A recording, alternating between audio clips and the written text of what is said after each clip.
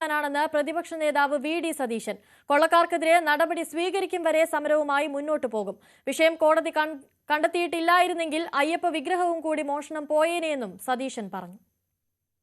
അതൊക്കെ വെറുതെ ഈ പ്രതിരോധത്തിന് വേണ്ടിയിട്ടാണ്. കോടതിയാണ് പറഞ്ഞിരിക്കുന്നത് ഇതൊരു കോടീശ്വരർ വിറ്റിട്ടുണ്ടെന്ന്. അപ്പോൾ ഏത് കോടീശ്വരനാണ് വിറ്റതെന്ന് പറയേണ്ട അന്നത്തെ ദേവസ്വം മന്ത്രിയല്ലേ.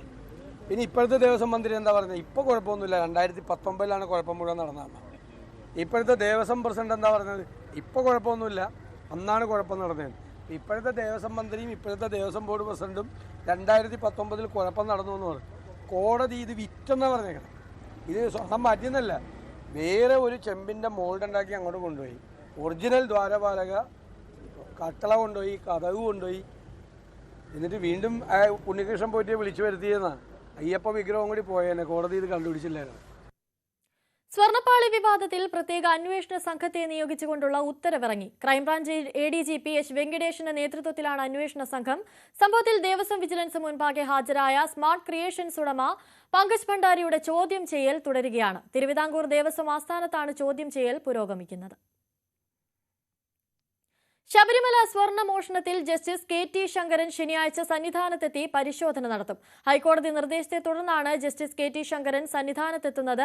18 സ്ട്രോങ് റൂമുകൾ തുറന്ന് പരിശോധിക്കും. ദ്വാരപാലക സ്വർണ്ണപ്പാളിയിൽ രജിസ്ട്രിയിൽ ഗുരുതര വീഴ്ച സംഭവിച്ചതായി ദേവസ്വം വിജിലൻസ് കണ്ടെത്തിയിരുന്നു. ഇതേ തുടർന്നാണ് സ്ട്രോങ് റൂം തുറന്ന് പരിശോധിക്കാൻ ഹൈക്കോടതി തന്നെ നിർദ്ദേശിച്ചത്.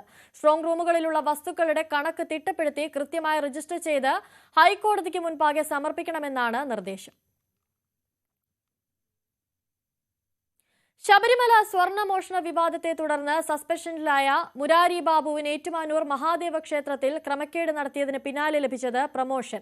മുരാരി ബാബു അനധികൃത പണപ്പിരിവ് നടത്തിയെന്നും ബോർഡർ അറിയാതെ നാഗപ്പാത്തികൾ വിളക്കി ചേർത്തെന്നും വ്യക്തമാക്കുന്ന ദേവസ്വം വിജിലൻസ് റിപ്പോർട്ട് ന്യൂസ് 18 ലഭിച്ചു. ക്രമക്കേട് കണ്ടെത്തിയതിന് പിന്നാലെ വൈക്കം ഡെപ്യൂട്ടി ദേവസ്വം കമ്മീഷണറായി മുരാരി ബാബുവിന് സ്ഥാനക്കയറ്റം നൽകുകയായിരുന്നു. ഇതിന് പിന്നാലെ ദേവസ്വം ബോർഡിലെ ഏറ്റവും പ്രധാനപ്പെട്ട പദവിയായ ശബരിമല അഡ്മിനിസ്ട്രേറ്റീവ് ഓഫീസറായി മുരാരി ബാബുവിനെ നിയമിച്ചു. മുരാരി ബാബുവിന്റെ നേതൃത്വത്തിൽ ശബരിമലയിൽ മാത്രമല്ല മറ്റു പലയിടത്തും ഇത്തരം തട്ടിപ്പുകൾ ഫലത്തിൽ ക്രമക്കേടുകൾ നടന്നിട്ടുണ്ട് എന്ന് വ്യക്തമാകുന്നതാണ് വിജിലൻസിന്റെ റിപ്പോർട്ട്.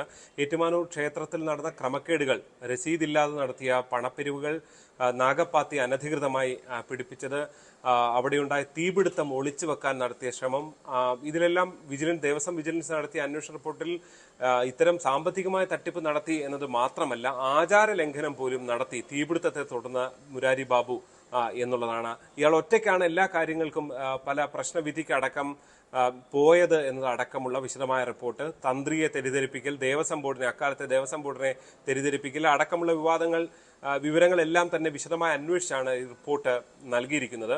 കഴിഞ്ഞ ദിവസം ഈ റിപ്പോർട്ട് ഫലത്തിൽ തള്ളിയതാണ്. ഈ റിപ്പോർട്ടിന് ശേഷം തന്നെ ക്ലീൻ ചിറ്റ് നൽകിയതാണ് എന്ന് അദ്ദേഹം മുരാരി ബാബു തന്നെ മാധ്യമങ്ങളോട് വ്യക്തമാക്കിയിരുന്നു. അതേസമയം ദേവസ്വം വിജിലൻസ് SP ആണ് മുരാരി ബാബുവിനെതിരെ അന്വേഷണത്തിന് നടപടിക്ക് ശുപാർശ ചെയ്യുന്നത്.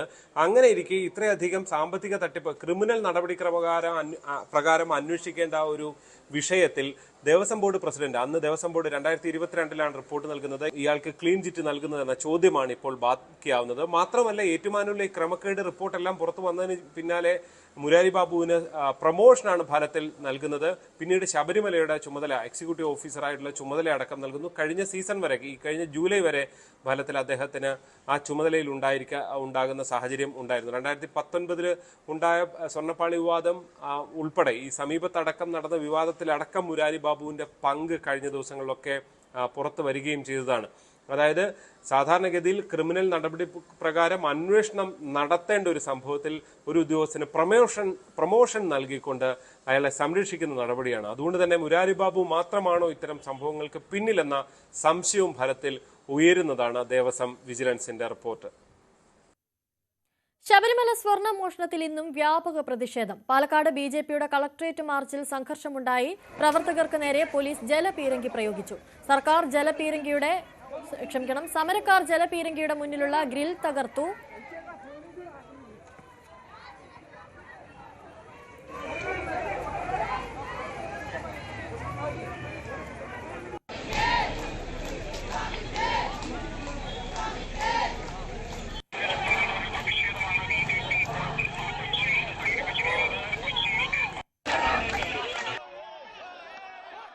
കൊച്ചി കണയന്നൂർ താലൂക്ക് ഓഫീസിലേക്ക് ബിജെപി നടത്തിയ മാർച്ചും അക്രമാസക്തമായി. ജലപീരങ്കി പ്രയോഗിച്ചു.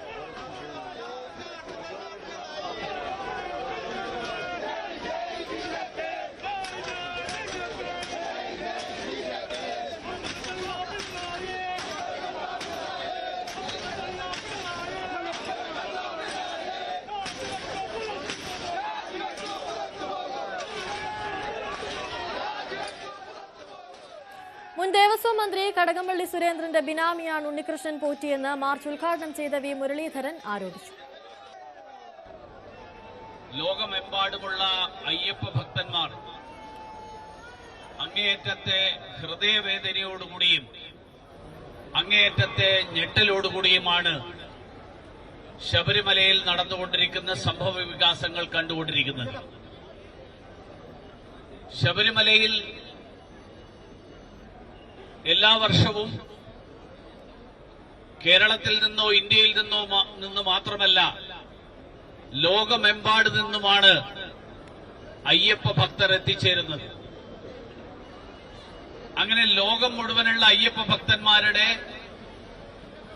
ആരാധ്യ ദേവത ആയിട്ടുള്ള സ്വാമി അയ്യപ്പന്റെ സന്നിധാനത്തിലെ സ്വർണം, ആ സ്വർണം അത് സംരക്ഷിക്കാൻ ചുമതലപ്പെട്ട ആളുകൾ തന്നെ അവർ തന്നെ കവർന്നെടുത്തിരിക്കുന്നു, അവർ തന്നെ മോഷണം നടത്തിയിരിക്കുന്നു എന്നുള്ളത് ലോകമെമ്പാടുമുള്ള ജനങ്ങൾക്ക് ഞെട്ടലുളവാക്കിയിട്ടുള്ള വസ്തുതയാണ്.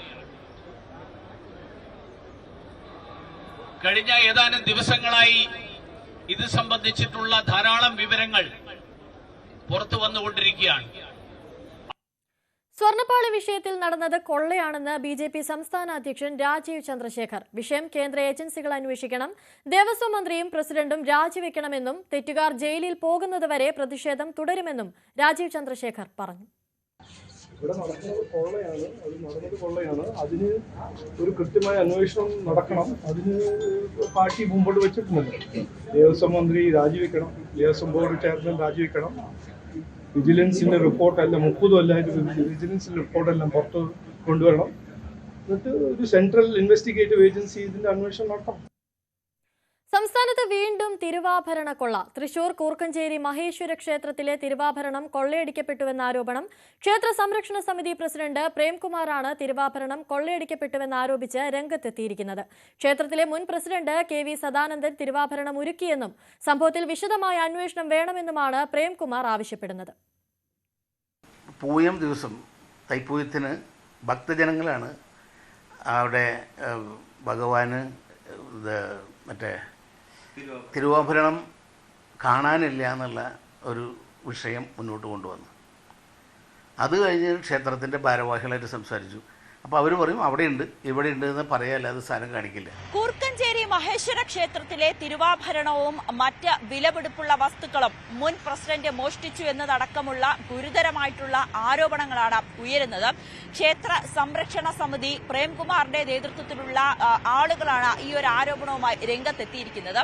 ഈ ആരോപണങ്ങൾക്ക് അല്ലെങ്കിൽ ഈ ഒരു മോഷണം നടന്നു എന്ന് പറയുന്നത് തുടക്കം മുതൽ തന്നെ, അതായത് 2011-2016 കാലഘട്ടത്തിൽ തന്നെ മുൻ പ്രസിഡന്റ് ആയിട്ടുള്ള KV സദാനന്ദൻ ഈ ക്ഷേത്രവുമായി ബന്ധപ്പെട്ട ഭൂസ്വത്തുക്കൾ വാങ്ങുന്നതിലടക്കം സ്വന്തം മകന്റെ പേരിൽ വാങ്ങി എന്ന ഒരു ആരോപണം വരികയും ഇതിന്റെ ഭാഗമായി തൃശൂർ കോടതിയിലടക്കം കേസ് നടക്കുകയും ചെയ്തു. സദാനന്ദനെ ക്ഷേത്രം പ്രസിഡന്റ് സ്ഥാനത്ത് നിന്നും അല്ലെങ്കിൽ ക്ഷേത്രത്തിലെ ഭരണസമിതിയിൽ നിന്നും മാറ്റണമെന്ന് ആവശ്യപ്പെടുകയും പിന്നീട് ഇയാളെ മാറ്റുകയും ചെയ്തിരുന്നു. പക്ഷേ പലപ്പോഴായി ഇയാളുടെ അനുയായികൾ ഈ ക്ഷേത്രത്തിലെ ഭരണസമിതി അംഗങ്ങളായി എത്തുകയും ഇവരുടെ നേതൃത്വത്തിൽ സദാനന്ദൻ വലിയ രീതിയിലുള്ള അഴിമതി നടത്തിയെന്നാണ് ഇപ്പോൾ ഉയർന്നുവരുന്ന ആരോപണങ്ങൾ. 2023 തിരുവാഭരണം മോഷണം പോയി എന്ന് കണ്ടെത്തുകയും ഇതിനെ തുടർന്ന് ഇത് പരിശോധിക്കുന്നതിന് വേണ്ടി ഒരു കമ്മീഷനെ നിയോഗിക്കുകയും ചെയ്തു. പക്ഷേ ഈ കമ്മീഷൻ ഇപ്പോഴും റിപ്പോർട്ട് സമർപ്പിച്ചിട്ടില്ല എന്നതാണ് ഏറ്റവും പ്രധാനപ്പെട്ട കാര്യം. ഈ ക്ഷേത്രത്തിലെ ഭരണസമിതി അംഗങ്ങൾ പറയുന്നത് നെടുപുഴ പോലീസിന് പരാതി നൽകിയെന്നാണ്. പക്ഷേ ഈ പ്രേംകുമാർ വിവരാവകാശ പ്രകാരം സമീപിച്ചു. ഇതിനെ തുടർന്ന് വന്ന മറുപടി ഇതുമായി ബന്ധപ്പെട്ട ഒരു പരാതിയും നെടുപുഴ പോലീസിന് ലഭിച്ചിട്ടില്ല എന്നുള്ളതാണ്. പോലീസിൽ ചെന്നാലും ഇതിൽ അവരന്വേഷണം വരുന്നില്ല. ഒരു പരാതിപ്പെട്ടിട്ടുണ്ടെങ്കിൽ ഒരു പോലീസ് അന്വേഷണം, പ്രാഥമിക അന്വേഷണങ്ങൾ നടക്കണ്ടേ, അതും നടക്കുന്നില്ല. അങ്ങനെ ഇരിക്കുമ്പോഴാണ് ഇവർ ഈ സ്വർണ്ണം ഒരുക്കിയ വിഷയം വന്നത്. സ്വർണ്ണം ഒരുക്കിയ വിഷയം എന്ന് വെച്ചാൽ ഞങ്ങളിൽ തന്നെ ചില ആളുകൾ അവിടെ നിൽക്കുമ്പോഴാണ് അവിടുത്തെ അമ്പലത്തിൽ തന്നെ ഒരു ബോർഡ് മെമ്പർ ഈ സ്വർണ്ണം എല്ലാം ഒരു സജ്ജയിലിട്ടിട്ട് കാറിൽ കൊണ്ടിട്ട് ഇദ്ദേഹത്തിന് വെച്ചു കൊടുക്കുന്നു. അദ്ദേഹം എവിടെയോ കൊണ്ടുപോയിട്ട് ഒരുക്കുന്നു. അവസാനം ഇപ്പോൾ പറയണത് 4-5 പവൻ കാണാനില്ല. ഈ ക്ഷേത്ര സംരക്ഷണ സമിതിയിലെ അംഗങ്ങളടക്കം ശക്തമായിട്ട് തന്നെയാണ് ഈ തിരുവാഭരണ മോഷണം അടക്കമുള്ള കാര്യങ്ങളുടെ സത്യാവസ്ഥ പുറത്തു കൊണ്ടുവരണമെന്ന് ആവശ്യപ്പെടുന്നത്. ഇതിന്റെ അടിസ്ഥാനത്തിലാണ് കമ്മീഷനെ നിയോഗിക്കുകയും 2 വർഷത്തോളമായി ഈ കമ്മീഷന്റെ റിപ്പോർട്ട് പോലും, കമ്മീഷന്റെ കണ്ടെത്തൽ തിരുവാഭരണവും മറ്റ് ഭക്തർ നൽകുന്ന സ്വർണം, അതോടൊപ്പം തന്നെ ക്ഷേത്രവുമായി ബന്ധപ്പെട്ട ചില ഭൂമി ഇത് അനധികൃതമായി വിറ്റു എന്ന അടക്കമുള്ള കാര്യങ്ങൾ കണ്ടെത്തുകയും ചെയ്തു. പക്ഷേ ഇത് ഒരു റിപ്പോർട്ടായി സമർപ്പിക്കുവാൻ ഇതുവരെയും കഴിഞ്ഞില്ല. ഇതിന് കാരണം ഈ ഭരണസമിതി അംഗങ്ങൾ ഒരു യോഗം ഇതുവരേക്കും വിളിച്ചിട്ടില്ല എന്നാണ് കമ്മീഷൻ അംഗങ്ങൾ കൂടി വ്യക്തമാക്കുന്നത്. ഒപ്പം മോഹൻദാസ് എ കെ, കമ്മീഷൻ അംഗം കൂടിയായ മോഹൻദാസ് എ കെ പറയുന്നത് ഇതുമായി ബന്ധപ്പെട്ട ഈ ആളുകളെ വിളിച്ച് ചോദ്യം ചെയ്യുന്ന, അല്ലെങ്കിൽ ഇതിന്റെ ഒരു അന്വേഷണത്തിന്റെ ഭാഗമായി പോലും ആളുകൾ ആരും തന്നെ സഹകരിച്ചില്ല. വളരെ ബുദ്ധിമുട്ടോടു കൂടിയാണ് ഈ റിപ്പോർട്ട് പൂർത്തിയാക്കിയതെന്നാണ് മോഹൻദാസ് ന്യൂസ് 18നോട് പറഞ്ഞത്. ഞങ്ങൾക്ക് കിട്ടിയ രേഖയുടെ അടിസ്ഥാനത്തിലും ഞങ്ങൾക്ക് കാണിച്ചു തന്ന ചില അടിസ്ഥാനത്തിലും മൊഴികളുടെ അടിസ്ഥാനത്തിലും ഞങ്ങൾ മൊത്തമായി ചിന്തിച്ചതിന്റെ അടിസ്ഥാനത്തിൽ കുറെ കണ്ടുപിടിച്ചിട്ടുണ്ട്. ആ കണ്ടുപിടിച്ച കാര്യങ്ങളൊക്കെ ഞങ്ങളൊരു റിപ്പോർട്ട് രൂപം തയ്യാറാക്കിയിട്ടുണ്ട്. ആ റിപ്പോർട്ട് തയ്യാറാക്കിയുള്ളത് ഞങ്ങളിപ്പോ ഭരണസമിതിക്ക് ഒരു കടലാസ് കൊടുത്തിട്ടുണ്ട്. ഞങ്ങൾക്ക് റിപ്പോർട്ട് തയ്യാറാക്കിയിട്ടുണ്ട്. അത് പൊതുയോഗത്തിൽ അവതരിപ്പിക്കണം എന്നാണ് അന്ന് പൊതുയോഗം തീരുമാനമെടുത്തത്. അതിന്റെ അടിസ്ഥാനത്തിൽ ഈ റിപ്പോർട്ട് ഇവിടെ കൊടുക്കാൻ പറ്റില്ല. കാരണം ഇവരെല്ലാത്തിനും നിസ്സഹകരിച്ച ആളുകളാണ്. അങ്ങനെയുള്ളത് കൊടുക്കാൻ പറ്റാത്തതുകൊണ്ടാണ് ഞങ്ങൾ ലെറ്റർ കൊടുത്തിട്ടുണ്ട്. ശബരിമലയിലെ സ്വർണ്ണപ്പാളി വിവാദവുമായി ബന്ധപ്പെട്ടാണ് ഇത്തരത്തിലുള്ള ആരോപണങ്ങളൊക്കെ ഉയരുന്നത്. ഏറ്റവും ഒടുവിലായി കുറുക്കഞ്ചേരി ക്ഷേത്രത്തിലും സമാനമായ രീതിയിൽ വലിയൊരു മോഷണം നടന്നു, സ്വർണ്ണ മോഷണം നടന്നു എന്ന് തന്നെയാണ് ഇവർ ആരോപിക്കുന്നത്. എന്തായാലും ഇനി പോലീസിൽ പരാതി നൽകാൻ തന്നെയാണ് ഈ ക്ഷേത്ര സംരക്ഷണ സമിതി അംഗങ്ങൾ തീരുമാനിച്ചിരിക്കുന്നത്. സംസ്ഥാനം കനത്ത സാമ്പത്തിക ബുദ്ധിമുട്ടിലെന്ന് CAG റിപ്പോർട്ട്. ബജറ്റിന് പുറത്തുള്ള കടമെടുപ്പുകൾ കൂടി കടത്തിന്റെ ഭാഗമായി ഉൾപ്പെടുത്തിയാൽ GSDPയുടെ 37.84% ഈ സാമ്പത്തിക പ്രവണത കണക്കിലെടുത്താൽ ബുദ്ധിമുട്ട് കനത്തതാണ്. 2019-20 സാമ്പത്തിക വർഷം മുതൽ 2023-24 വരെ റവന്യൂ ചെലവ് കുത്തനെ ഉയർന്നു. കടമെടുത്ത പണം സാധാരണ ചെലവുകൾക്കും കടം വീട്ടാനുമാണ് ഉപയോഗപ്പെടുത്തുന്നതെന്നും റിപ്പോർട്ടിൽ പറയുന്നു. അതേസമയം റിപ്പോർട്ടിനോട് ധനമന്ത്രി വിയോജിച്ചു. കിഫ്ബി വായ്പ നേരിട്ടുള്ള ബാധ്യതയാകുന്നില്ല, ഇത് ആകസ്മിക ബാധ്യത മാത്രമാണ്. സാമൂഹ്യ സുരക്ഷാ കമ്പനി എടുക്കുന്ന വായ്പകൾ അതാത് വർഷം തന്നെ തിരിച്ചടയ്ക്കുന്നുണ്ട്. ഇത് CAG കാണാതെ പോകുന്നുവെന്നും ധനമന്ത്രി പറഞ്ഞു. ക്യാൻസർ രോഗികൾക്ക് KSRT സൗജന്യ യാത്ര പ്രഖ്യാപിച്ച് മന്ത്രി KB ഗണേഷ് കുമാർ. നിയമസഭയിലായിരുന്നു മന്ത്രിയുടെ പ്രഖ്യാപനം. സൂപ്പർഫാസ്റ്റ് മുതൽ താഴേക്കുള്ള എല്ലാ ബസ്സുകളിലും യാത്ര സൗജന്യമാകും. സ്വകാര്യ ആശുപത്രികളിൽ ചികിത്സയ്ക്കെത്തുന്നവർക്കും സൗജന്യമായി യാത്ര ചെയ്യാമെന്ന് മന്ത്രി KB ഗണേഷ് കുമാർ വ്യക്തമാക്കി. ക്യാൻസർ സെന്ററിലേക്ക് പോകുന്നവർക്ക് 50% ഫാസ്റ്റ് പാസഞ്ചർ മുതൽ ഓർഡിനറി ബസ് എന്ന് പറഞ്ഞത് മാറ്റം വരുത്തിയാണ്. സൂപ്പർ ഫാസ്റ്റ് മുതൽ താഴോട്ടുള്ള എല്ലാ ബസ്സുകളിലും ക്യാൻസർ രോഗത്തിന്റെ ചികിത്സയ്ക്കായി മലബാർ ക്യാൻസർ സെന്ററിലും തിരുവനന്തപുരത്ത് RCCയിലും മറ്റേത് ആശുപത്രിയിലേക്കും കേരളത്തിൽ യാത്ര ചെയ്യുന്ന റേഡിയേഷനും കീമോയ്ക്കുമായി യാത്ര ചെയ്യുന്ന രോഗിക്ക് സമ്പൂർണ്ണ മനസ്സിലാക്കിയിട്ടുണ്ട്. ഇത് നിസ്സാരമല്ല, കണ്ടില്ലെന്ന് നടിക്കാൻ ആർക്കുമാവില്ല. ജീവിതം ഒട്ടേറെ ബാക്കിയുണ്ടെന്ന് യുവതലമുറ മനസ്സിലാക്കണം. സ്നേഹിക്കാൻ, സർഗാത്മകത ലഹരിയുടെ സഹായമില്ലാതെ വളർത്താൻ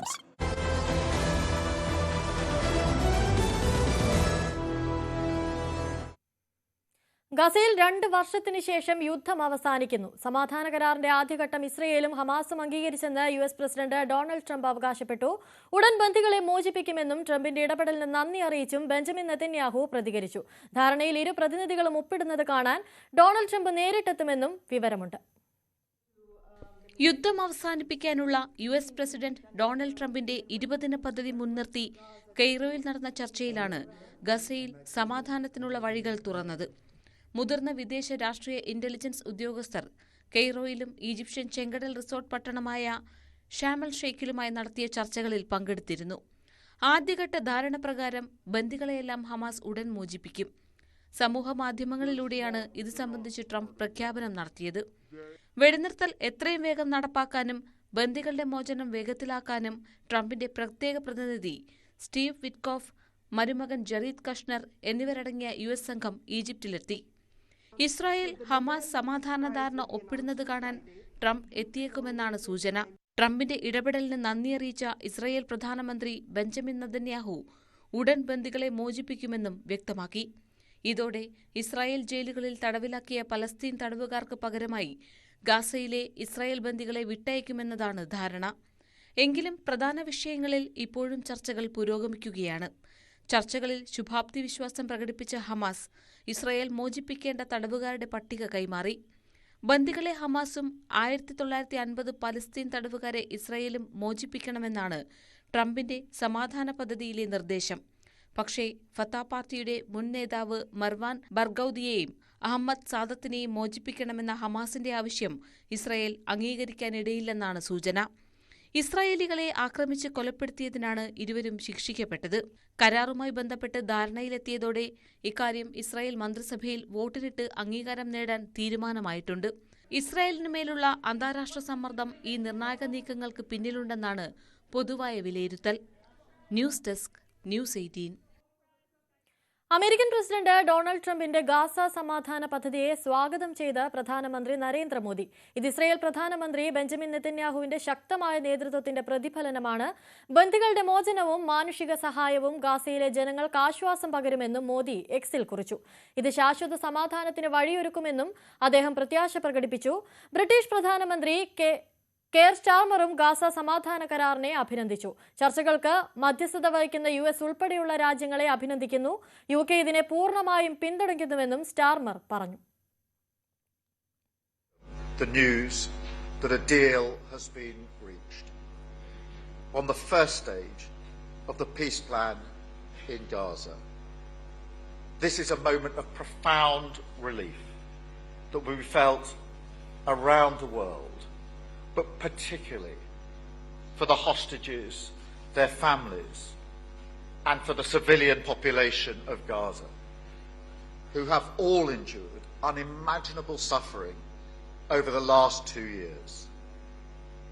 I'm grateful for the tireless diplomatic efforts of Egypt, Qatar, Turkey, United States, and many others in securing this crucial first step.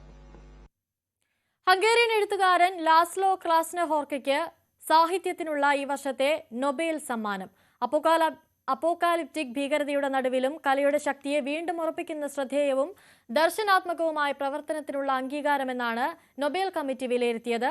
1985 പ്രസിദ്ധീകരിച്ച സ്റ്റാൻഡാങ്കോ മുതൽ ഈ വർഷം പ്രസിദ്ധീകരിച്ച 07769 വരെ നിരവധി മൂല്യവത്തായ നോവലുകളുടെ രചയിതാവ് കൂടിയാണ് 71കാരനായ ലാസ്ലോ. 10 കോടി രൂപയാണ് സമ്മാനത്തുക.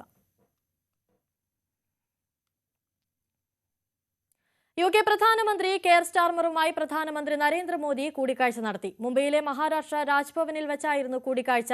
ഇരു രാജ്യങ്ങൾക്കുമിടയിലെ സ്വതന്ത്ര വ്യാപാര കരാറായിരുന്നു മുഖ്യ ചർച്ചാ വിഷയം.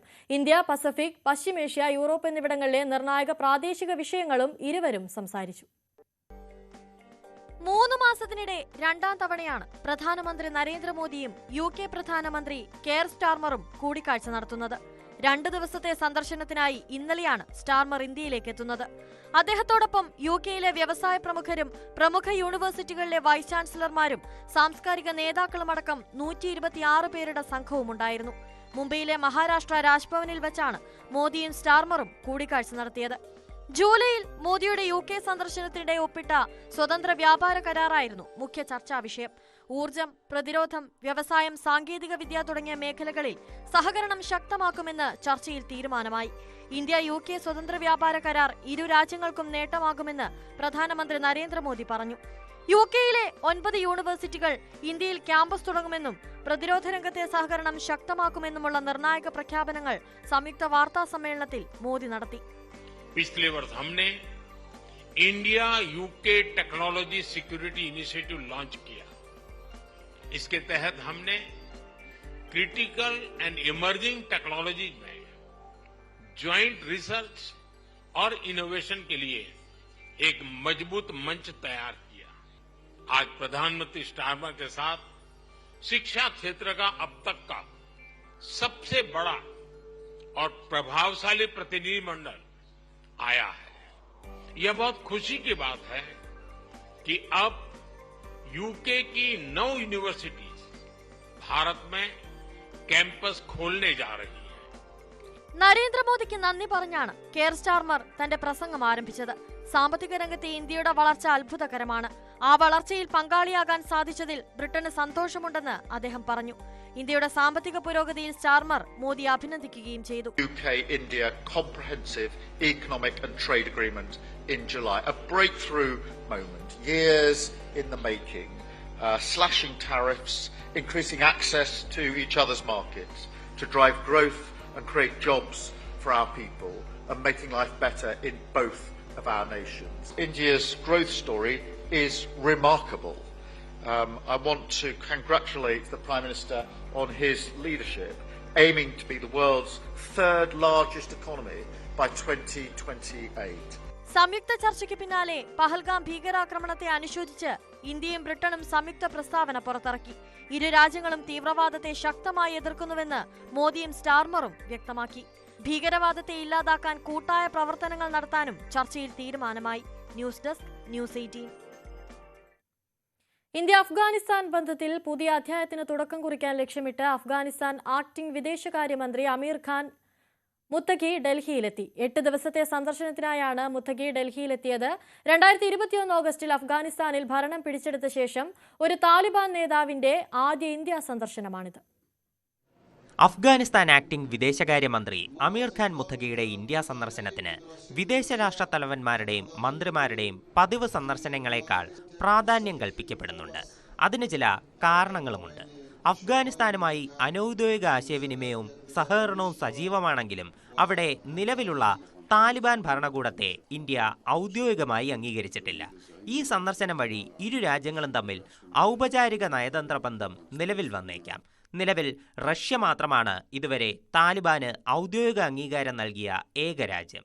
അഫ്ഗാനുമേലുള്ള സ്വാധീനം, ഭൗമരാഷ്ട്രീയ ഘടകങ്ങളിൽ നിർണായക സ്ഥാനത്തുള്ള അയൽരാജ്യവുമായുള്ള സൗഹൃദം, അവിടത്തെ ധാതു വിഭവങ്ങളിലുള്ള സാധ്യതകൾ, അഫ്ഗാനും കടന്ന് അപ്പുറമുള്ള രാജ്യങ്ങളിലുള്ള വ്യാപാര ബന്ധങ്ങൾക്ക് ഇടത്താവളമാകാനുള്ള സാധ്യത എന്നീ ഘടകങ്ങൾ മുന്നിൽ കണ്ടായിരുന്നു റഷ്യയുടെ നീക്കം. ഇക്കാര്യങ്ങൾ ഇന്ത്യയും മുന്നിൽ കാണുന്നുണ്ട്. കഴിഞ്ഞ ജനുവരിയിൽ ദുബായിൽ മുത്തഖിയുമായി ഇന്ത്യൻ വിദേശകാര്യ സെക്രട്ടറി വിക്രം മിശ്രി ചർച്ചകൾ നടത്തിയിരുന്നു. സാംസ്കാരിക വിനിമയം, അഫ്ഗാന്റെ വികസന പ്രവർത്തനങ്ങളിലെ പങ്കാളിത്തം, ഭൂകമ്പം പോലെയുള്ള ദുരന്തഘട്ടങ്ങളിലെ ജീവകാരുണ്യ സഹായം എന്നിവ സഹകരണത്തിന്റെ ഭാഗമായി ആഗ്രഹിക്കുന്നുണ്ട് കാബൂൾ. 8 ദിവസത്തെ സന്ദർശന കാലയളവിൽ വിദേശകാര്യമന്ത്രി എസ് ജയശങ്കറുമായും മറ്റ് ഉദ്യോഗസ്ഥരുമായും ഉഭയകക്ഷി സഹകരണം, വ്യാപാരം, ആരോഗ്യ മേഖലയിലെ സൗകര്യങ്ങൾ, ഇന്ത്യയിലെ അഫ്ഗാനിസ്ഥാൻ എംബസിയുടെ പ്രവർത്തനം സാധാരണ നിലയിലാക്കുന്നതുൾപ്പെടെയുള്ള വിഷയങ്ങൾ ചർച്ച ചെയ്യും. ദേശീയ സുരക്ഷാ ഉപദേഷ്ടാവ് അജിത് ഡോവലുമായി മുത്തഖി കൂടിക്കാഴ്ച നടത്തുമെന്നും വിവരമുണ്ട്. News desk news 18. മധ്യപ്രദേശിൽ കോൾഡ്രിഫ് കഫ് സിറപ്പ് കുടിച്ച് വീണ്ടും 2 കുട്ടികൾ കൂടി മരിച്ചു. വൃക്കയ്ക്ക് അണുബാധയുണ്ടായതായി ചികിത്സയിലായിരുന്ന കുട്ടികളാണ് മരിച്ചത്. ഇതോടെ ആകെ മരണസംഖ്യ 22 ഇതിനിടെ ചെന്നൈയിൽ നിന്ന് പിടിയിലായ ശ്രേഷൻ ഫാർമ കമ്പനി ഉടമ ജി രംഗനാഥനെ ഉടൻ മധ്യപ്രദേശിലെത്തിക്കുമെന്ന് പോലീസ് അറിയിച്ചു. മധ്യപ്രദേശിൽ ചുമമരുന്ന് ദുരന്തം ഉണ്ടായതിനു പിന്നാലെ ശ്രേഷൻ ഫാർമ കമ്പനി ഉടമ ശ്രീ രംഗനാഥൻ ഒളിവിലായിരുന്നു.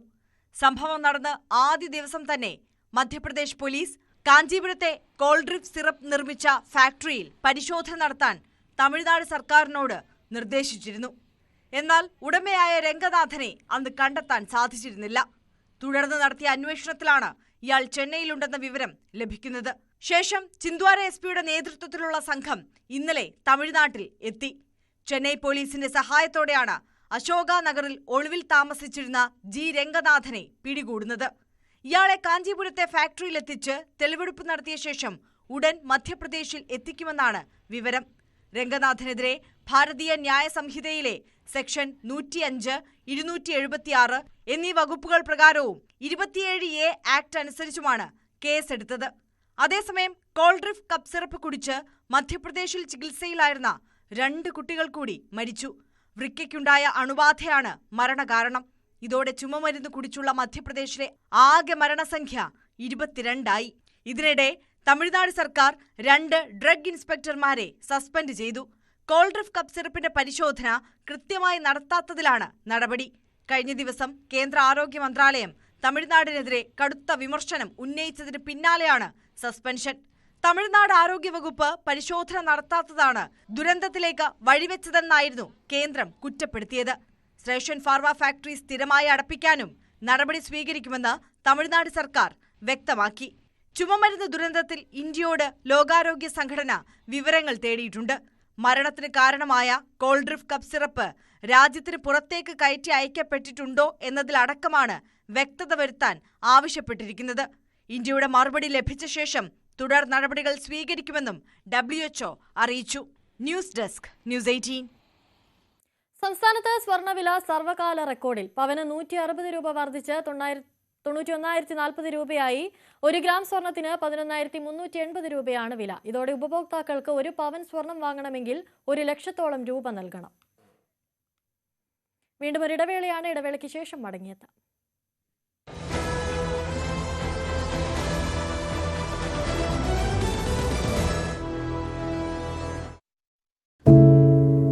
ഒരു മാധ്യമ പ്രവർത്തക എന്ന നിലയ്ക്ക് ഇപ്പോൾ ഏറ്റവും കൂടുതൽ കൈകാര്യം ചെയ്യേണ്ടി വരുന്നത് ലഹരിയുമായി ബന്ധപ്പെട്ട വാർത്തകളാണ്.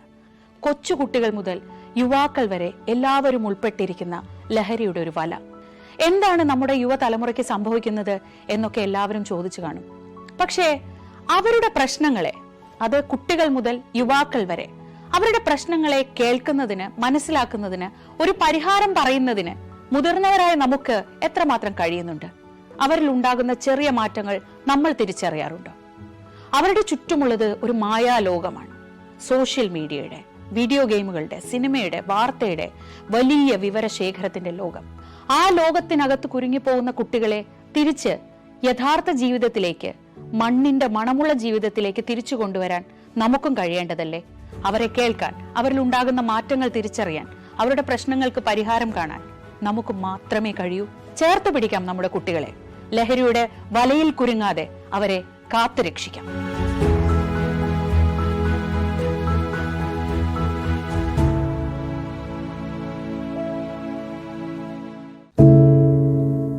എന്തു പറ്റി നമ്മുടെ നാടിന് എന്ന് ചോദിച്ചു പോകുന്ന കാര്യങ്ങളാണ് ഇപ്പോൾ സംഭവിക്കുന്നത്.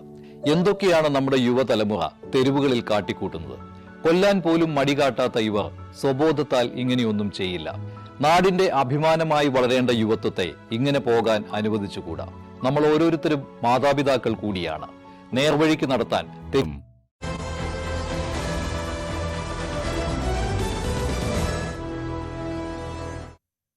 ഷെയ്ൻ നിഗം ചിത്രം ഹാലിനെതിരെ വിചിത്രവാദവുമായി സെൻസർ ബോർഡ് രംഗത്ത്. സിനിമയിൽ ബീഫ് ബിരിയാണി കഴിക്കുന്ന രംഗം കട്ട് ചെയ്യണമെന്ന നിർദ്ദേശം, രാഖി അണിഞ്ഞിരിക്കുന്ന രംഗങ്ങൾ ബ്ലർ ചെയ്യണമെന്നും ആവശ്യം, ധ്വജപ്രണാമം, സംഘം കാവലുണ്ട് എന്നീ സംഭാഷണങ്ങളും മ്യൂട്ട് ചെയ്യണമെന്നും സെൻസർ ബോർഡ്.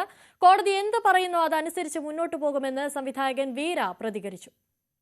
ഷെയ്ൻ നിഗം നായകനായി എത്തുന്ന വീര സംവിധാനം ചെയ്യുന്ന ഹാൽ എന്ന ചിത്രത്തിന്മേലാണ് സെൻസർ ബോർഡ് വിചിത്ര നയങ്ങളുമായി രംഗത്തെത്തിയിരിക്കുന്നത്. 15ഓളം കട്ടുകൾ വേണമെന്നാണ് സെൻസർ ബോർഡിന്റെ ആവശ്യം. പ്രധാനമായും ഈ ചിത്രത്തിന് A സർട്ടിഫിക്കറ്റ് മാത്രമേ നൽകൂ. കാരണം കമ്മ്യൂണൽ ഇഷ്യൂസ് ഈ സിനിമ സംസാരിക്കുന്നുണ്ട് എന്നുള്ളതാണ് സെൻസർ ബോർഡ് പറയുന്നത്. 15 ആവശ്യങ്ങളാണ് സെൻസർ ബോർഡ് മുന്നിട്ട് വെക്കുന്നത്. അതിൽ ഏറ്റവും പ്രധാനപ്പെട്ട ആവശ്യങ്ങളിൽ ഒന്ന് ധ്വജപ്രണാമം എന്ന വാക്ക് മ്യൂട്ട് ചെയ്യണം. സംഘം കാവലുണ്ട് എന്ന വാക്ക് ഈ ചിത്രത്തിൽ ഉപയോഗിച്ചിട്ടുണ്ട്, അത് മ്യൂട്ട് ചെയ്യണം. ബീഫ് ബിരിയാണി കഴിക്കുന്ന രംഗം അപ്പാടെ കട്ട് ചെയ്ത് കളയണം. ഈ നായിക പർദ്ദ ധരിച്ചെത്തുന്ന ഒരു രംഗമുണ്ട്, അത് കട്ട് ചെയ്ത് കളയണം. രാഖി കയ്യിലണിയുന്ന രംഗമുണ്ട്, ആ രാഖി ബ്ലർ ചെയ്യണം. തുടങ്ങി നിരവധി വിചിത്രമായ നയങ്ങളാണ് സെൻസർ ബോർഡ് മുന്നോട്ട് വെക്കുന്നത്. ഹാൽ എന്ന ചിത്രം പല കുറിയായി ഈ റിലീസ് തീയതി മാറ്റി വെക്കപ്പെട്ടിരിക്കുകയാണ്. ഒക്ടോബർ 10, അതായത് നാളെ ഈ ചിത്രത്തിന്റെ റിലീസ് വരേണ്ടിയിരുന്നതാണ്. എന്നാൽ സെൻസർ ബോർഡുമായിട്ടുള്ള ഈ തർക്കം കാരണം റിലീസ് ഇപ്പോൾ അനിശ്ചിതത്വത്തിൽ നിൽക്കുകയാണ് എന്നതാണ് വാസ്തവം. എന്തായാലും സിനിമയുടെ സംവിധായകനുമായി നമ്മൾ സംസാരിച്ചിരുന്നു. സംവിധായകന്റെ വാക്കുകൾ ഇങ്ങനെയാണ്. അതിൽ ബീഫ് ബിരിയാണി എന്ന് മെൻഷൻ ചെയ്യുന്നാൽ ബീഫ് ബിരിയാണി കഴിക്കുന്നു എന്ന് എനിക്ക് തോന്നിയ ആ ഭാഗം ഫുൾ ആ സീൻ ഡിലീറ്റ് ചെയ്യാൻ പറയുന്നു. അതുപോലെ തന്നെ രാഗി ബ്ലർ ചെയ്യാൻ പറയുന്നു. ഗണപതി വട്ടം എന്ന് വളരെ ഒരു പ്രണയ ചിത്രമാണ്, ലവ് സ്റ്റോറിയാണ്. വളരെ രസകരമായി മുന്നോട്ട് പോകുന്ന ലവ് സ്റ്റോറിയിൽ വളരെ നർമ്മമുഹൂർത്തങ്ങൾ പലതുമുണ്ട്. നർമ്മമുഹൂർത്തത്തിൽ ചിരിക്കാൻ വേണ്ടിയിട്ട് വരുന്ന ഭാഗങ്ങളാണല്ലോ ഉണ്ടാവുക. അപ്പോൾ സുൽത്താൻ ബത്തേരി എന്ന് പറയുമ്പോൾ ഒരാൾ സൈഡിൽ നിന്ന് പറയും ഗണപതി വട്ടം. അതുകൊണ്ട് ആ സീൻ കട്ട് ചെയ്യണം. ഒരു ഹീറോയിൻ പർദ്ദ ഇടുന്ന ഒരു രംഗമുണ്ട്. അപ്പോൾ ആ പർദ്ദ ഇടാൻ പാടില്ല. പർദ്ദ ഐഡൻറ്റിറ്റിനെ മറക്കുന്ന ഡ്രസ്സാണ്. ആ ഭാഗം പാടില്ല, കട്ട്. അങ്ങനെ വളരെ വിചിത്ര. ഇതെല്ലാം കട്ട് ചെയ്താൽ നമുക്ക് സിനിമ ഇറക്കാൻ പറ്റുമോ? ഷെയ്ന്റെ കരിയറിൽ തന്നെ ഒരു ബിഗ് ബഡ്ജറ്റ് ചിത്രമായിട്ട് റിലീസിന് എത്തുകയാണ് ഹാൽ. അതിനിടയിലാണ് റിലീസുമായി ബന്ധപ്പെട്ടുള്ള സെൻസർ ബോർഡിന്റെ തർക്കങ്ങൾ നിൽക്കുന്നത്. നമുക്കറിയാം, സെൻസർ ബോർഡുമായി ബന്ധപ്പെട്ട് നിരവധി വിവാദങ്ങൾ മലയാള സിനിമയിൽ ഈ വർഷം തന്നെ ഉണ്ടായിരുന്നു. എമ്പുരാൻ എന്ന സിനിമയുമായി ബന്ധപ്പെട്ടും ഉണ്ടായിരുന്നു സെൻസർ ബോർഡിൽ തർക്കങ്ങൾ. ഏറ്റവും ഒടുവിൽ Janaki B versus state of Kerala എന്ന സുരേഷ് ഗോപി ചിത്രവും സെൻസർ ബോർഡും തമ്മിലുണ്ടായ തർക്കങ്ങളും നമ്മുടെ മുന്നിൽ ഉള്ള നേർക്കാഴ്ചകളാണ്. ഇതിനെല്ലാം പിന്നാലെയാണ് ഇപ്പോൾ ഷെയ്ൻ നിഗം ചിത്രത്തിനുമേലും സെൻസർ ബോർഡിന്റെ വെട്ട് വന്നിരിക്കുന്നത്. സ്വാഭാവികമായും ഇനി എങ്ങനെയായിരിക്കും നടപടി പോവുക, കേസിൽ എന്തായിരിക്കും ഹൈക്കോടതിയുടെ വിധി വരിക തുടങ്ങിയ കാര്യങ്ങളൊക്കെ ഉറ്റുനോക്കുകയാണ്. എന്തായാലും റിലീസ് അനിശ്ചിതത്വത്തിൽ നിൽക്കുകയാണ്. റിലീസിന്റെ തീയതി ഇപ്പോഴും പ്രഖ്യാപിച്ചിട്ടില്ല. നാളെയായിരുന്നു ചിത്രം റിലീസ് ചെയ്യേണ്ടിയിരുന്നത്. എന്തായാലും ഇങ്ങനൊരു സാഹചര്യത്തിൽ സെൻസർ ബോർഡിന്റെ ഈ ഒരു തീരുമാനം എന്തിന്റെ അടിസ്ഥാനത്തിൽ എന്നുള്ള ചോദ്യങ്ങളാണ് ഇപ്പോൾ സമൂഹ മാധ്യമങ്ങളിലൊട്ടാകെ തന്നെ ഉയരുന്നത്. ഭൂട്ടാൻ കാർ കള്ളക്കടത്തിന് പിന്നിലെ സംഘത്തെക്കുറിച്ചുള്ള വിവരങ്ങൾ ലഭിച്ചെന്ന് ഇഡി. കള്ളക്കടത്തിന് പിന്നിൽ കോയമ്പത്തൂരിലെ ഷൈൻ മോട്ടോഴ്സ് എന്നും ഭൂട്ടാനിൽ നിന്ന് 16 വാഹനങ്ങൾ വാങ്ങിയതായി കോയമ്പത്തൂർ സംഘം സമ്മതിച്ചെന്നും ഇഡിയുടെ സ്റ്റേറ്റ്മെന്റിൽ പറയുന്നു. കൂടുതൽ വിവരങ്ങളുമായി നവമി ദിനേശ് ചേരുന്നുണ്ട്. നവമി, എന്തൊക്കെയാണ് സ്റ്റേറ്റ്മെന്റിൽ രേഖപ്പെടുത്തിയിരിക്കുന്നത്? ഇന്നലെ 17 ഇടങ്ങളിലായിരുന്നു എൻഫോഴ്സ്മെന്റ് ഡയറക്ടറേറ്റിന്റെ പരിശോധന ഉണ്ടായിരുന്നത്. അതിൽ കേരളത്തിൽ തന്നെ കൊച്ചിയിൽ നടൻ ദുൽഖർ സൽമാന്റെ 2 വീടുകൾ, അതോടൊപ്പം പൃഥ്വിരാജ്, അമിത് സക്കാലിക്കൽ എന്നിവരുടെ വീടുകളിലും പരിശോധന ഉണ്ടായിരുന്നു. ഇതിലിപ്പോൾ ദുൽഖറിനോട് ഇതിൽ വിഷയവുമായി ബന്ധപ്പെട്ട് നോട്ടീസ് അയച്ച് ചോദ്യം ചെയ്യാൻ ഒരുങ്ങുകയാണ് എൻഫോഴ്സ്മെന്റ് ഡയറക്ടറേറ്റ്. അതിനിടയിലാണ് ഇന്നലെ നടത്തിയ റെയ്ഡിനെ കുറിച്ചുള്ള കൂടുതൽ വിവരങ്ങൾ കൂടി പുറത്തു വരുന്നത്. അതായത് ഈ കള്ളക്കടത്തിന് പിന്നിൽ, ഈ ഭൂട്ടാനിൽ നിന്നും കാറുകൾ കടത്തി ഇന്ത്യയിലേക്ക് എത്തിക്കുന്നതിന് പിന്നിൽ കോയമ്പത്തൂർ കേന്ദ്രീകരിച്ച് പ്രവർത്തിക്കുന്ന ഒരു ഷൈൻ മോട്ടോഴ്സ് ആണെന്ന് ഇഡി കണ്ടെത്തിയിട്ടുണ്ട്. ഇതിന്റെ ആളുകളായിട്ടുള്ള സദിഖ് ബാഷ, ഇമ്രാൻ ഖാൻ എന്നിവരുടെ നേതൃത്വത്തിലുള്ള സംഘങ്ങളാണ് ഇത് നടത്തുന്നതെന്ന്, ഈ വലിയൊരു കാർ കൊള്ള നടത്തുന്നതെന്ന് എൻഫോഴ്സ്മെന്റ് ഡയറക്ടറേറ്റ് കണ്ടെത്തിയിട്ടുണ്ട്. ഇതിന്റെ അടിസ്ഥാനത്തിൽ ഇരുവരെയും മൊഴികൾ വിശദമായി ചോദ്യം ചെയ്ത് ഇവരുടെ മൊഴി രേഖപ്പെടുത്തിയിട്ടുണ്ട്. ഇവരുടെ പക്കലിൽ നിന്നും ചില ഇലക്ട്രോണിക് ഉപകരണങ്ങളും ഭൂട്ടാനിൽ നിന്നും 16 വാഹനങ്ങളാണ് വാങ്ങിയിരിക്കുന്നത്. ഈ ഭൂട്ടാനിലെ തന്നെ ഒരു ആർമിയിലെ മുൻ ഉദ്യോഗസ്ഥനാണ് ഇതിന്റെ ഇടനിലക്കാരനാണെന്ന വിവരം കൂടി ഇഡിക്ക് ലഭിച്ചു കഴിഞ്ഞു. ഒപ്പം മറ്റൊരു കാര്യം കൂടി, പ്രധാനപ്പെട്ട കാര്യം കൂടി ഇഡി കണ്ടെത്തുന്നുണ്ട്. ഇന്നലെ നടന്ന പരിശോധനയിൽ ഡിജിറ്റൽ രേഖകളടക്കം, അതായത് കേരളത്തിൽ നടന്ന പരിശോധനയിൽ ഉൾപ്പെടെ ഡിജിറ്റൽ രേഖകൾ കണ്ടെത്തിയെന്നാണ്. അതിൽ പ്രധാനമായും ഫെമ ചട്ടലംഘനം നടന്നു എന്ന് തന്നെയാണ് ഇപ്പോഴും ഇഡി ഉറപ്പിച്ചു പറയുന്നത്. ഇന്നലെ തന്നെ പറഞ്ഞിരുന്നു, ഈ ദുൽഖർ സൽമാന്റെയും പൃഥ്വിരാജിന്റെയും അമിതിന്റെയും ഒക്കെ കാർ ഇടപാടുകളിൽ പോലും ഫെമ ചട്ടലംഘനം നടത്തിയിട്ടുണ്ട് എന്ന് തന്നെയാണ് കണ്ടെത്തിയിരിക്കുന്നത്. അതിന്റെ അടിസ്ഥാനത്തിലാണ് ഇപ്പോൾ കൂടുതൽ വിവരങ്ങൾ പുറത്തു വരുന്നത്. ഇത് കോയമ്പത്തൂർ കേന്ദ്രീകരിച്ച് പ്രവർത്തിക്കുന്ന സംഘങ്ങളുടെ പ്രധാനപ്പെട്ട 2 പേരെയാണ് ഇഡി ഇന്നലെ ചോദ്യം ചെയ്ത് അവരുടെ നിന്നും നിർണായകമായിട്ടുള്ള വിവരങ്ങൾ ലഭിച്ചിരിക്കുന്നത്. നാമി, കോയമ്പത്തൂർ കേന്ദ്രീകരിച്ചുള്ള അന്വേഷണത്തിനും കൂടുതൽ നടപടികൾക്കുള്ള സാധ്യതയൊക്കെ നിലനിൽക്കുന്നില്ലേ? എന്തായാലും ഈ ആദ്യം കസ്റ്റംസ് ആണ് ഈ ഒരു വിഷയം, ഈ ഭൂട്ടാനിൽ നിന്നുള്ള കാർ കടത്തിന്റെ വിശദാംശങ്ങളും ഞെട്ടിപ്പിക്കുന്ന വിവരങ്ങളും പുറത്തു വന്നത്. പിന്നീട് ഈ കേസിൽ ഇഡി കൂടി അന്വേഷണം നടത്തുകയായിരുന്നു. ഇഡിയുടെ ഈ കണ്ടെത്തൽ പ്രകാരം ഈ ഭൂട്ടാനിൽ നിന്നും കൊണ്ടുവരുന്ന വാഹനങ്ങൾ, അതും കോയമ്പത്തൂരിലേക്ക് എത്തിക്കുന്ന സംഘത്തിന്റെ കൂടുതൽ വിവരങ്ങളും വരും ദിവസങ്ങളിൽ ഇഡി ഉദ്യോഗസ്ഥർക്ക് ലഭിക്കുമെന്നാണ് പറയുന്നത്. ഇപ്പോൾ തന്നെ അവരുടെ പക്കൽ ചില നിർണായക വിവരങ്ങൾ കൂടി ലഭ്യമായിട്ടുണ്ട്. അതിൽ ചില ഡിജിറ്റൽ രേഖകൾ ഈ വാഹനത്തിന്റെ NOC ഇല്ലാതെ കൊണ്ടുവരുന്നുണ്ട്. ഇവിടേക്ക് എങ്ങനെയാണ്, ഏത് വഴിയാണ് ഇവിടേക്ക് എത്തിക്കുന്നത്? ഈ എത്തിക്കുന്ന വാഹനങ്ങൾ പാർട്സ് ആയി മാറ്റുകയും പിന്നീട് അത് ഇന്ത്യയിൽ എത്തിച്ച് ഈ വാഹനം പൂർണ്ണ സ്ഥിതിയിലാക്കുകയും ചെയ്യുന്നുണ്ട്. മറ്റൊരു കാര്യം, അതോടൊപ്പം തന്നെ ഇവർ ഇത് OLX വഴിയൊക്കെ വിൽക്കാൻ ശ്രമിക്കുന്നുണ്ടായിരുന്നു എന്നുകൂടി ഇഡി കണ്ടെത്തിയിട്ടുണ്ട്. അങ്ങനെയാണ് ഈ നടന്മാരോ അല്ലെങ്കിൽ വ്യവസായികളിലേക്കൊക്കെ ഈ വാഹനം എത്തുന്നതെന്നാണ് ഇഡി കണ്ടെത്തിയിരിക്കുന്നത്. എന്തായാലും വരും ദിവസങ്ങളിൽ കൂടുതൽ വിശദാംശങ്ങളും ലഭ്യമാകും. ശരി, നവമി ദിനേശാണ് കൂടുതൽ വിവരങ്ങൾ നൽകിയത്. പാലക്കാട് യുവാവിനെതിരെ ഡിവൈഎഫ്ഐ നടത്തിയ ആക്രമണം കൊലപാതക ശ്രമമെന്ന് പോലീസ്. എഫ്ഐആറിലാണ് ഇക്കാര്യം വ്യക്തമാക്കിയത്. ഡിവൈഎഫ്ഐ മേഖലാ സെക്രട്ടേറിയറ്റ് മുൻ അംഗമായിരുന്ന വാണിയംകുളം പനയൂർ സ്വദേശി വിനേഷിന് നേരെയാണ് ആക്രമണം നടന്നത്. തലയിൽ ഗുരുതരമായി പരിക്കേറ്റ വിനേഷ് വെന്റിലേറ്ററിലാണ്. ഡിവൈഎഫ്ഐ ബ്ലോക്ക് സെക്രട്ടറിയുടെ ഫേസ്ബുക്ക് പോസ്റ്റിന് താഴെ കമന്റ് ഇട്ടതിനെ ചൊല്ലിയുണ്ടായ തർക്കമാണ് ആക്രമണത്തിൽ കലാശിച്ചത്. DYFI Shoranur block secretary Rakesh, CPM LC അംഗം ഹാരിസ്, ഡിവൈഎഫ്ഐ കൂനത്തറ മേഖലാ സെക്രട്ടറി സുർജിത്ത് എന്നിവരാണ് കേസിലെ പ്രതികൾ. കോഴിക്കോട് താമരശ്ശേരിയിൽ ഡോക്ടറെ വെട്ടിയ ഭർത്താവിന്റെ നടപടിയെ ന്യായീകരിക്കുന്നില്ലെന്ന് പ്രതി സനൂപിന്റെ ഭാര്യ. മകൾക്ക് കൃത്യമായ ചികിത്സ ലഭ്യമായില്ലെന്ന തോന്നലാകും സനൂപിനെ കുറ്റകൃത്യത്തിന് പ്രേരിപ്പിച്ചത്. മകളുടെ മരണത്തിൽ അന്വേഷണം വേണമെന്നും അവർ ആവശ്യപ്പെട്ടു. എന്നാൽ ചികിത്സ നിഷേധം എന്ന കുടുംബത്തിന്റെ ആരോപണം ആശുപത്രി സൂപ്രണ്ട് തള്ളി. കുട്ടിക്ക് കൃത്യമായ ചികിത്സ നൽകിയെന്നും സംഭവത്തിന് പിന്നിൽ ഗൂഢാലോചനയുണ്ടെന്നും സൂപ്രണ്ട് ആരോപിച്ചു. ഡോക്ടർക്കെതിരായ ആക്രമണത്തിൽ പ്രതിഷേധിച്ച് സംസ്ഥാന വ്യാപകമായി ആരോഗ്യ പ്രവർത്തകർ പ്രക്ഷോഭം ശക്തമാക്കി. കോഴിക്കോട് ജില്ലയിലെ മുഴുവൻ സർക്കാർ ആശുപത്രികളിലെയും അത്യാഹിത വിഭാഗം ഒഴികെയുള്ള സേവനങ്ങൾ ആരോഗ്യ പ്രവർത്തകരുടെ പ്രതിഷേധത്തിൽ സ്തംഭിച്ചു. പ്രതി സനൂപിനെ റിമാൻഡ് ചെയ്തു. തിരുവനന്തപുരം പട്ടത്ത് സ്വകാര്യ ആശുപത്രിയിൽ രോഗിയായ ഭാര്യയെ കൊന്ന് ഭർത്താവ് ആത്മഹത്യ ചെയ്തു. കരകുളം സ്വദേശികളായ ജയന്തിയും ഭാസുരനുമാണ് മരിച്ചത്. ജയന്തിയെ കഴുത്ത് ഞെരിച്ച് കൊലപ്പെടുത്തിയ ശേഷം ഭാസുരൻ ആശുപത്രിയിലെ 5ാം നിലയിലെ പടിക്കെട്ടിൽ നിന്ന് ചാടുകയായിരുന്നു. സാമ്പത്തിക പ്രതിസന്ധിയാണ് കാരണമെന്നാണ് പ്രാഥമിക നിഗമനം. ഇന്ന് രാവിലെ പുലർച്ചെയായിരുന്നു തിരുവനന്തപുരം SUT ആശുപത്രി വെച്ച് ഭാര്യ ജയന്തിയെ ഭാസുരംഗൻ കഴുത്ത് ഞെരിച്ചു കൊന്നത്. ജയന്തി കിടന്നിരുന്ന ഇലക്ട്രിക് ബെഡിന്റെ ചാർജിംഗ് കേബിൾ ഉപയോഗിച്ച് കഴുത്ത് ഞെരിച്ച് കൊല്ലുകയായിരുന്നു. തുടർന്ന് ഇയാൾ SUT ആശുപത്രിയിൽ തന്നെ കെട്ടിടത്തിന്റെ 5ാം നിലയിൽ നിന്നും ചാടി ആത്മഹത്യയ്ക്ക് ശ്രമിച്ചു. തുടർന്ന് ഇതേ ആശുപത്രിയിൽ തന്നെ ICUവിൽ പ്രവേശിപ്പിച്ചു അതീവ ഗുരുതരാവസ്ഥയിൽ തുടരുന്നതിനിടയിലാണ് മരണത്തിന് കീഴടങ്ങിയത്. ഒക്ടോബർ 1-ാം തീയതി മുതൽ ഈ ഡയാലിസിസ് ആവശ്യങ്ങൾക്ക് ചികിത്സയടക്കം വേണ്ടി ഈ ഒരു SUT ആശുപത്രിയിൽ ജയന്തി അഡ്മിറ്റ് ആയിരുന്നു. കഴിഞ്ഞ ഒരു വർഷമായി വൃക്കരോഗ സംബന്ധമായ അസുഖങ്ങളും മറ്റസുഖങ്ങളും കാരണം ജയന്തി അവശത നേരിടുകയായിരുന്നു. ചികിത്സയ്ക്കും മറ്റും പണം കണ്ടെത്താനുള്ള ബുദ്ധിമുട്ടും മറ്റും ഭാസുരംഗൻ ഉണ്ടായിരുന്നു എന്നാണ് അറിയുന്നത്. ഇത്തരത്തിലുള്ളൊരു സാമ്പത്തിക പ്രതിസന്ധിയാണ് ഇങ്ങനെയുള്ളൊരു കടുത്ത തീരുമാനത്തിലേക്ക് എത്താൻ ഭാസുരംഗനെ പ്രേരിപ്പിച്ചതെന്നാണ് പോലീസ് പറയുന്നത്. നിലവിൽ രണ്ടുപേരുടെയും മൃതദേഹം SUT ആശുപത്രിയിൽ സൂക്ഷിച്ചിരിക്കുകയാണ്. ഇവരുടെ മൃതദേഹം തിരുവനന്തപുരം മെഡിക്കൽ കോളേജിലെ പോസ്റ്റ്മോർട്ടം നടപടികൾക്ക് ശേഷം പോലീസ് ബന്ധുക്കൾക്ക് വിട്ടു നൽകും. മെഡിക്കൽ കോളേജ് പോലീസ് നിലവിൽ കൊലപാതകത്തിന് കേസ് രജിസ്റ്റർ ചെയ്ത് അന്വേഷണം ആരംഭിച്ചിട്ടുണ്ട്.